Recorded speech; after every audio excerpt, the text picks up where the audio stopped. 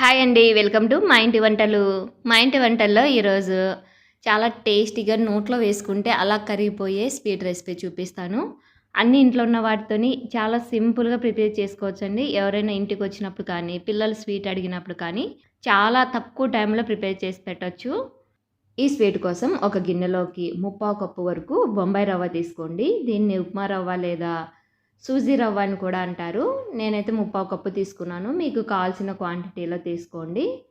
ముప్పావు cup రవ్వకి 1.5 cup వరకు పాలు పోయాలి.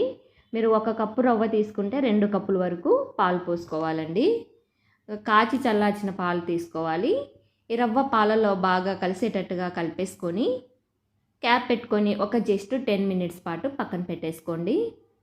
ఈలోపు ఒక ఏదైనా ట్రే తీసుకొని మనం స్వీట్ ఏ దాంట్లో చేయాలనుకుంటున్నామో ఆ ప్లేట్ కానీ ట్రే కానీ తీసుకొని ఇలా నెయ్యి అప్లై చేసుకొని పక్కన పెట్టుకోండి.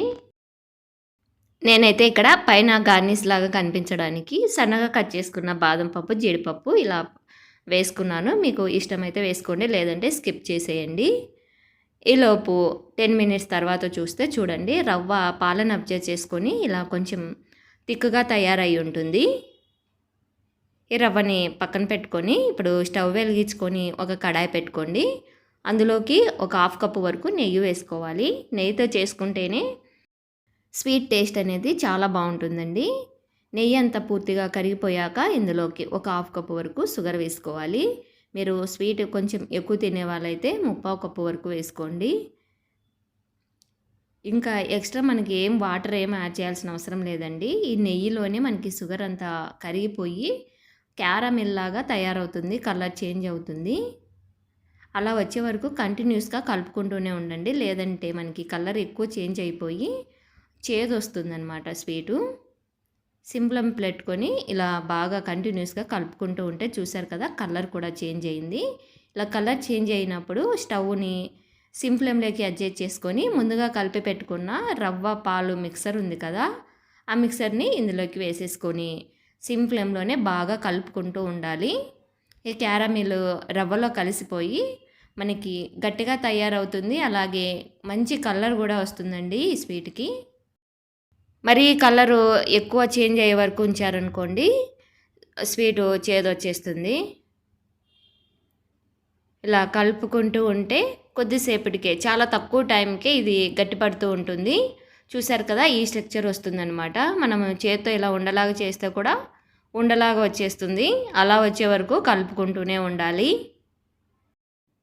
అంతే అండి, ఆల్మోస్ట్ మనకి స్వీట్ రెడీ అయిపోయినట్టే. ఇప్పుడు ఏదైనా ట్రేలోకి వేసేసుకొని మనకు నచ్చిన షేప్లో పీసెస్ లాగా కట్ చేసుకోవాలి. మనం ముందుగా గీ రాసి పెట్టుకున్న ట్రేలోకి వేసేసుకొని ఇలా నీట్గా సెట్ చేసుకోవాలి. ఇలా కొంచెం కొంచెం స్వీట్ వేసుకొని సెట్ చేసుకున్నామంటే మనం వేసుకున్న నట్స్ అనేది కిందికే ఉంటాయి. అంతా ఒకేసారి వేసి చేసామనుకోండి, అవి మధ్యలోకి వచ్చేస్తాయి. ఇలా నీట్గా సెట్ చేసిన తర్వాత ఒక 10 మినిట్స్ పాటు అలా వదిలేశారనుకోండి, పూర్తిగా చల్లారిపోతుంది. అప్పుడు ఒక ప్లేట్లోకి డిమోల్డ్ చేసేసుకోవచ్చు. చాలా ఈజీగా వచ్చేస్తుందండి. ఇప్పుడు మనకు నచ్చిన షేప్లో పీసెస్ లాగా కట్ చేసుకోవడమే. నేనైతే ఇక్కడ స్క్వేర్ లాగా కట్ చేస్తున్నాను. మీరు డైమండ్ షేప్లో అయినా కట్ చేసేసుకోవచ్చు. చాలా అట్రాక్షన్గా ఉంది కదా చూడ్డానికి. మనకి బేకరీలో కూడా ఇంత టేస్టీగా దొరకదండి స్వీటు. చాలా సాఫ్ట్గా నోట్లో అలా కరిగిపోతుందన్నమాట.